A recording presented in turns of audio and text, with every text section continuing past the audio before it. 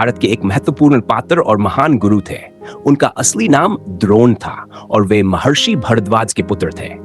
द्रोणाचार्य को शस्त्र और शास्त्र दोनों में महान ज्ञान था। उनकी शिक्षा देवताओं के गुरु महर्षि परशुराम से हुई थी। द्रोणाचार्य की कहानी। द्रोण का विवाह कृपाचार्य की बहन कृपि से हुआ था। उनका एक पुत्र था जिसका नाम अश्वत्थामा था।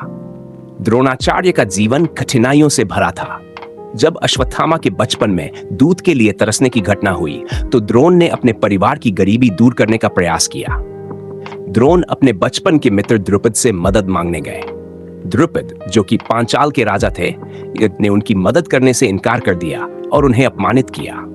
इस घटना ने द्रोण के हृदय में बदले की भावना पैदा की। गुरु के रूप में द्रोणाचार्य। बाद में द्रोण हस्तिनापुर के राजकुमारों के गुरु बने। उन्होंने कौरवों और पांडवों को धनुर्विद्या सिखाई। वे निष्पक्ष और अनुशासन प्रिय गुरु थे। उनकी शिक्षा के कारण अर्जुन एक अद्वितीय धनुर्धर बने।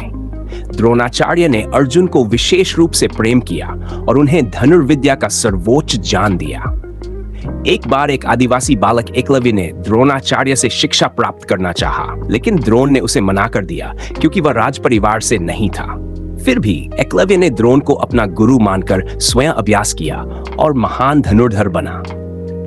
जब द्रोण ने देखा कि एकलव्य उनकी मूर्ति के समक्ष अभ्यास कर रहा है तो उन्होंने गुरु दक्षिणा के रूप में उसका अंगूठा मांग लिया ताकि वह अर्जुन के बराबर न बन सके। द्रोणाचार्य की मृत्यु। महाभारत के युद्ध में द्रोणाचार्य कौरवों के पक्ष में लड़े। वे युद्ध में कौरव सेना के सेनापति बने। द्रोण को हराना बहुत कठिन था। श्री कृष्ण ने उनकी मृत्यु की योजना बनाई। उन्होंने युधिष्ठिर से यह झूठ बुलवाया कि अश्वत्थामा मारा गया है।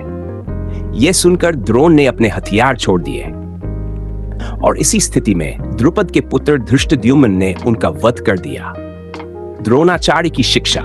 द्रोणाचार्य का जीवन यह सिखाता है कि ज्ञान और शिक्षा सबसे बड़ा धन है, लेकिन उसका उपयोग नैतिकता और न्याय के लिए होना चाहिए।